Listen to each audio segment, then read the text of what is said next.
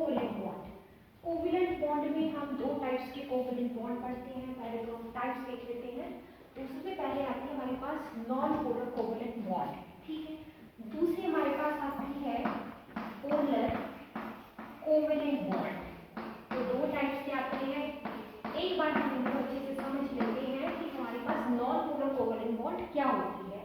Non polar covalent bond हमेशा देखने को मिलती है between two homonuclear atoms. Homonuclear atoms, तो यहाँ पे जो होमो वर्ड है, होमो वर्ड का मतलब होता है सेम।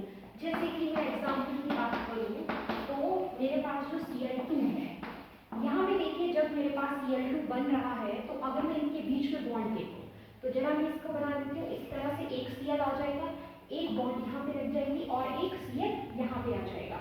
तो आप देख सकते हो कि दोनों जो है क्या है, सेम एटम्स हैं, ठीक है। दोनों जो है सेम एटम्स हैं, एक Cl है और दूसरा Cl है हमारे पास। तो इनके बीच में जो बॉन्ड देखने को मिलेगी ये नॉन पोलर कोवैलेंट बॉन्ड है, बिकॉज यहाँ पे आपके पास पोलैरिटी नहीं है। पोलैरिटी इज नॉट देयर क्योंकि दो आपके पास सेम एटम्स हैं।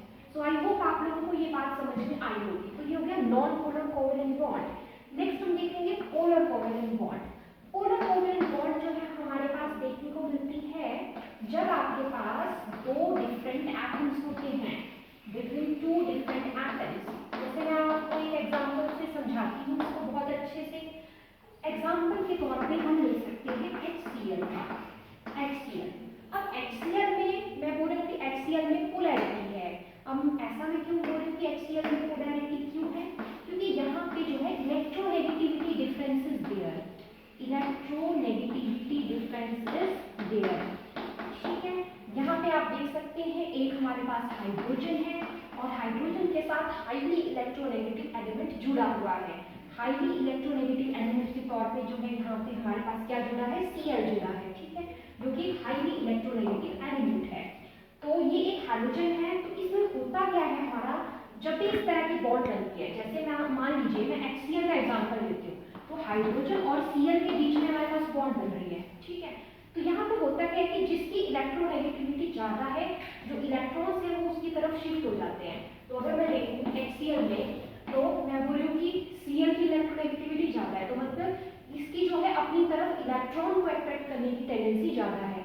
तो इसकी वजह से जो इलेक्ट्रॉन डेंसिटी है वो ज़्यादा बढ़ जाएगी किसके ऊपर, Cl के ऊपर, ठीक है। तो इस तरह की जो बॉन्ड होती है, दो डिफरेंट एटम्स हैं, आप देख सकते हैं, एक हाइड्रोजन एटम है, एक आपके पास यहाँ पे Cl एटम है। तो इस तरह के बॉन्ड होते हैं हमारे पास कौन सी, पोलर कोवैलेंट बॉन्ड।